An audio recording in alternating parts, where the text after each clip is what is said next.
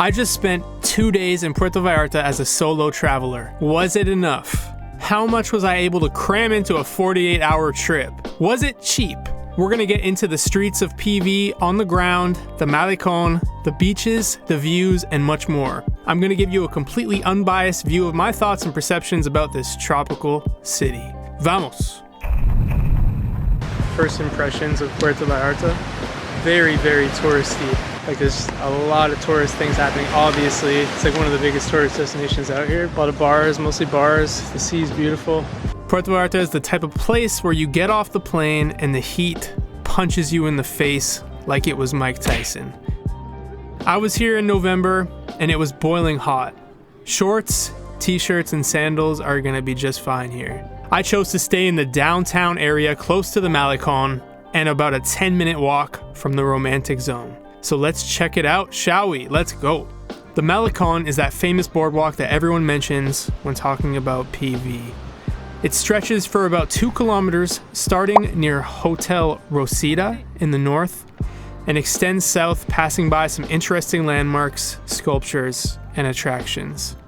It's a bit more than just a walk. It's a massive hub for the locals where they throw events, street performances, art, and other attractions. When I was there, they still had the Day of the Dead decorations up. They still got the Halloween decorations up. This featured a world record 92 feet high Katrina, which Puerto Vallarta won tallest Calavera Catrina in the world for the 2nd year in a row. This thing gets higher every year, apparently. The one thing you're gonna notice when walking down here is tourists. There's a whole lot of them out here. Mostly us Canadians, to be honest. We've really taken over this spot.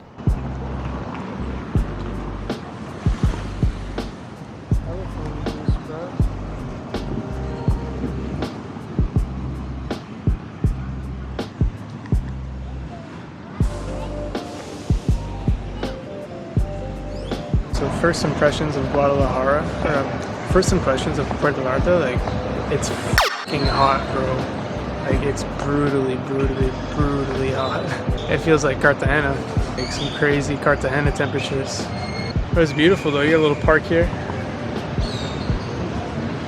Alright, so we're gonna try to head to Zona Romantica, romantic zone right now, see what's popping.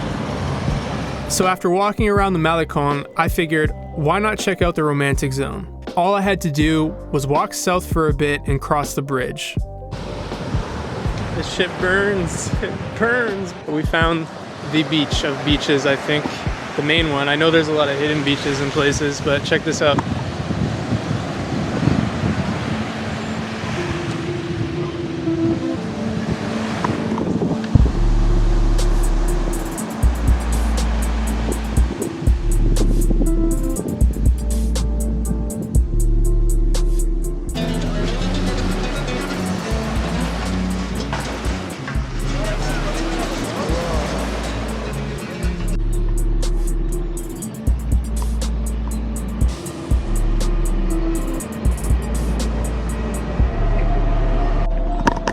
Pathway is blocked. Feels like I'm back in Medellin.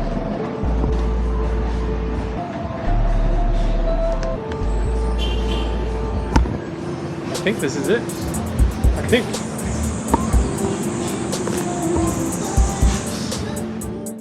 The romantic zone is definitely a vibe, as you can imagine. Aside from the colorful cobblestone streets and bohemian flair, it's full of cozy cafes, restaurants, and nightclubs. Honestly, the main thing to do in this zone is eat. There's different choices on every corner, all with their own flair. If you want to do a bit more, they have art galleries, markets, cooking classes, and spas. Honestly, the best thing to do here is just get lost, just walk around. If you want a bit more of an organized experience, Airbnb Experiences has a ton of stuff going on. Not as cheap as you would think, but they're going on. For me, for experiences, I was actually staying with a hostel, so I ended up tagging along with them most of the time. You can actually check out my video where I do a full review on the best hostel in Puerto Vallarta. Just giving that little plug. And that brings me to our next segment, the beaches. Let's get into one of the main attractions of Puerto Vallarta. Of course, it's the beaches. There are many beaches in PV, each with their own charm. The most popular beach in the area, located in their romantic zone, is called Playa Los Muertos. You'll find a ton of stuff going on here, restaurants, bands, and a ton of people. I guess this is just like the main part of the beach. Very cool. Very, very active for a Monday. Like, look at this. Like, that's the craziest Monday I've ever seen. There's also a huge pier here where you can hop on a boat for a fee and they'll take you snorkeling or just have a chill ride on a boat. A bunch of other stuff to do as well. There's like private beaches you can go to, all that good stuff. If you keep walking, you'll hit Playa Conchas Chinas for a more secluded vibe. But to get to the really good stuff, you're gonna have to travel about 45 minutes south. And so at the end of day one, I went to a couple bars, a couple restaurants with the hostel, and it was a good time. But now let's get into day two, where we head to the beach. I woke up, hopped on a bus with the rest of the hostel, and headed south. The bus was 10 pesos per way, by the way, pretty good. There's a beach called Playa Mismaloya, and it's my favorite spot here.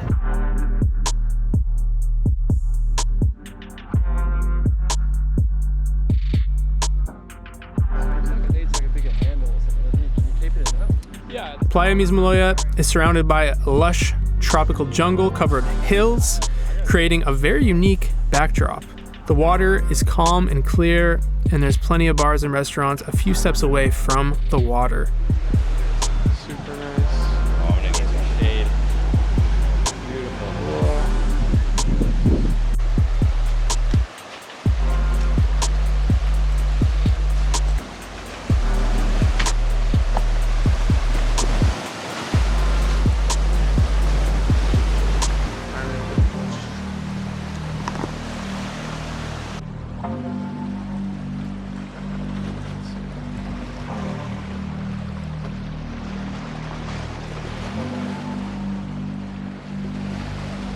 There's also wild iguanas everywhere. Oh, iguanas. I got some big ones. You guys were looking at worse than that. That's the time just came out of the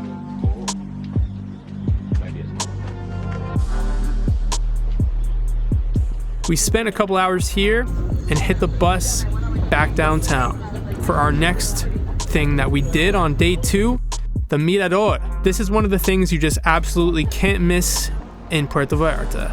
There's one term you need to know before coming to any Latin America country, and that's Mirador. This means lookout point, viewpoint, anything with a fine view, really.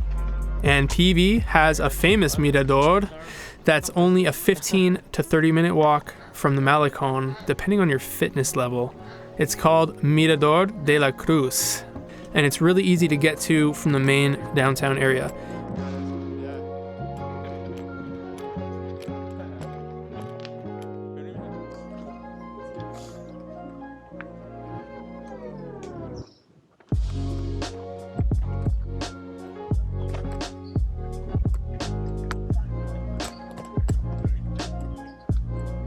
You'll see some interesting things on the walk up, including a cable car track that doesn't seem to be in operation at this time.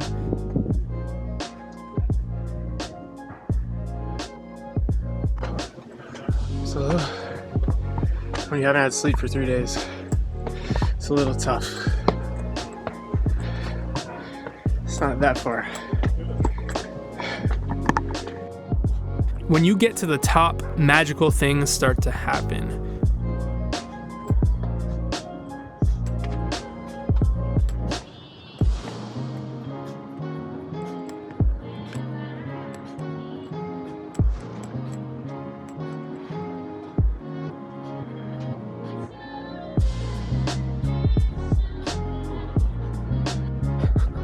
We arrived just in time for a sunset, and it wasn't too crowded on a Monday.